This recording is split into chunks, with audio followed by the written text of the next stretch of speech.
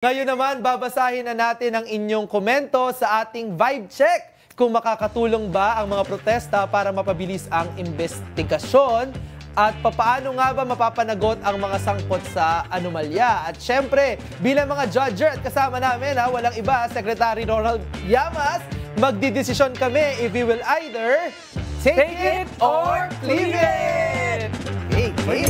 Take it or leave it. Leave it. Ayan. Babasahin po Kapag sa yung agree po tayo, take it, leave it ay re-reject natin. Ayan. Tayo mo sasabi? Yes po. Yan. Take on na natin ang unang comment. Meron tayong 1,000 na mga viewers daw ngayon sa YouTube. Magandang Dami hapon niyong sa inyo. inutusan today. Okay, sabi ni Wilfredo Ong G5K. Integrity was lost, abolished now, nasayang pasahod, walang pangil, tapos puro executive session. Abolish ang ICI dito, no? Abolish ICI. Okay, so anong tingin natin? Is that leave it or take it? Abolish ICI. Well, di ba patapos? Agree ba tayo o disagree? Si Carlo. Okay, Ako, palakasin natin. Take it ka. Sabi, kung abolish in the sense na gawin nating mas malakas, pagtibayin, doon ako agree. Si Sec. Agree rin ako ron, no? But cleave it po to. Hindi ko maintindihan. Hindi ko pa, sorry. Ito pa yun. Hindi pa ako sanay. Okay. Tingin ko, tama yun. Dapat palakasin. Okay. Dahil nga, may dalawang batas ngayon. Sana gawing priority bill naman. Diba? At sana, mas mahalaga, maglagay ng mga taong katulad ni Babe Singson, katulad ni Mayor Magalong, di ba? Okay. Sino pa bang maaari po ngang ilagay sa isang independent commission? Sana si former ombudsman Carpio Morales.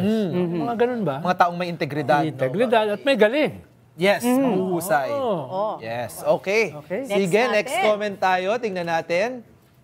Ang susunod po natin ay medyo mahaba. Ito si Ashley Astibe. Naniniwala kung dapat manatili si Duterte sa ICC. May essay siya. May essay siya. Para litisin siya at managot sa crime against humanity bilang Commander-in-Chief ng War on Drugs.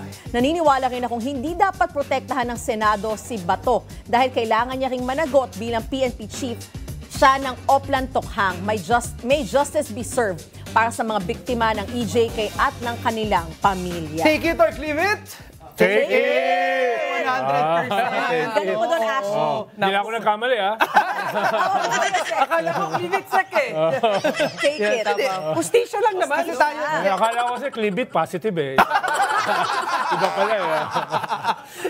hindi kasi tayo, kanina na natin napag-usapan na talaga natin si Senator Bato. So tanungin ko na muna si Sec. Yes, oo. Dapat ba proteksyonan siya ng Senado kung lumabas yung arrest warrant? Tingin ko, chubalo lang yun. Para lang masabi na kung sila, isa silang united na institution. Okay. Pero sa tunay na buhay, o di protektahan siya ng one day, ikalawa palabasin na siya. Diba? At binilang namin kanina, 416 days ba? Day si Senator Ping Lacson na nagtago dati. Sa tingin mo ba, matatagalan ni Senator Bato ang pagtatago? I doubt it. Paano masyado siyang identifiable eh? Unless kaya niyang magtago in plain sight. Mukhang mahihirapan. Mahirapan. Hindi kaya ng sombrero at sa kapote. Kaya hindi siya katulad namin, sanay kami sa underground eh. Okay. Salamat, Ashley. Sige, next comment tayo. Si Victoria Richard. Bato, umayos ka. Lumabas ka dyan sa ilalim ng lupa. At hinahanap ka na ng mga kapwa mo senador at ni Presidente Bongbong Jr. para harapin mo ang kaso mo sa ICC. Take it or leave it? Take it. Grabe si Victoria. Galit si Victoria. Medyo galit. Lumitaw ka na daw galing sa lupa. Hindi siya naman ang nagsabi. Sasamahan niya si Digong sa dehege. Miss niya na si tatay. Oo nga. Siya nagsabi nun eh. Tsaka may nabasa nga ako parang hinahamon din siya ata ni dating Chief Justice Sereno. Sabi na, kung gusto mo, palit kayo ni Tatay Digong. Ang kilig mo, di ba? Para magpakita talaga ng loyalty, mahal na mahal mo. At si Robin Hood Padilla gusto rin sumama. Magsama-sama sila. Din sila. Baka doon sila magpasko. Merry Christmas! Mukhang may isa pang senador na i-issuehan din ng international. May isa pa!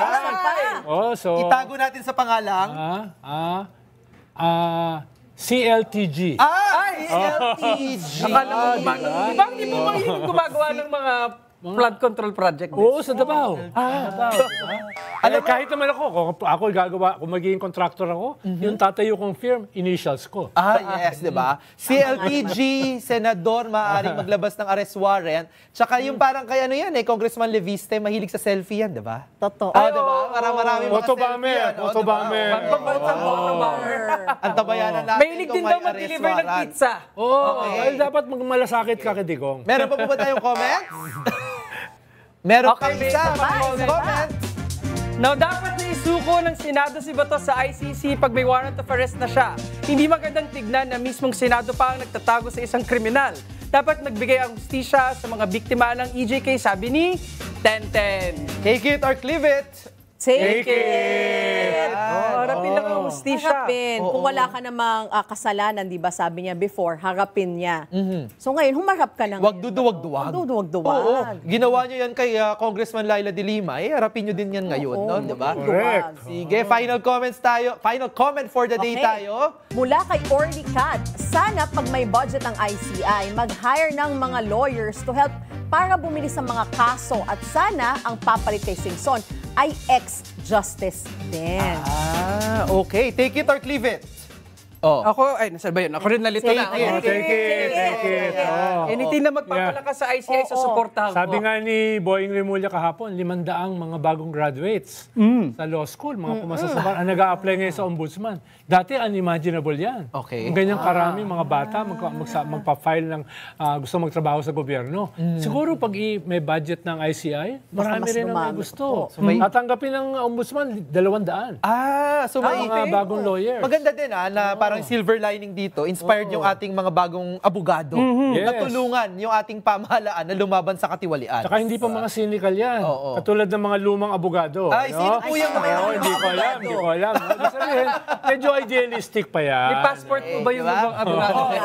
So sino yung napili nating nanalo ng ating dalawang May two-win. mugs?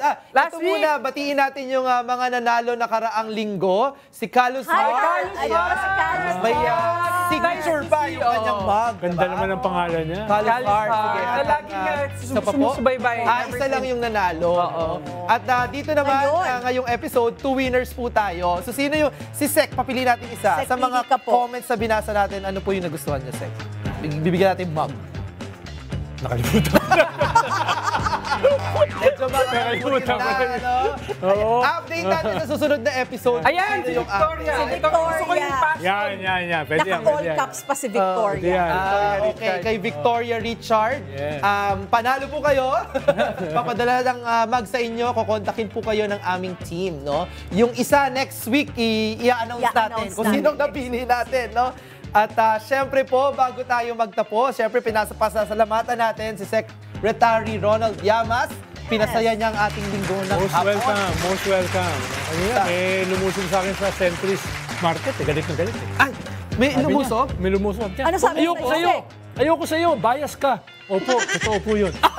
Bias para sa... Bias, laban daw kay Bigo. Bias daw ako. Sabi ko, totoo po yun. Salamat po. Honor pa.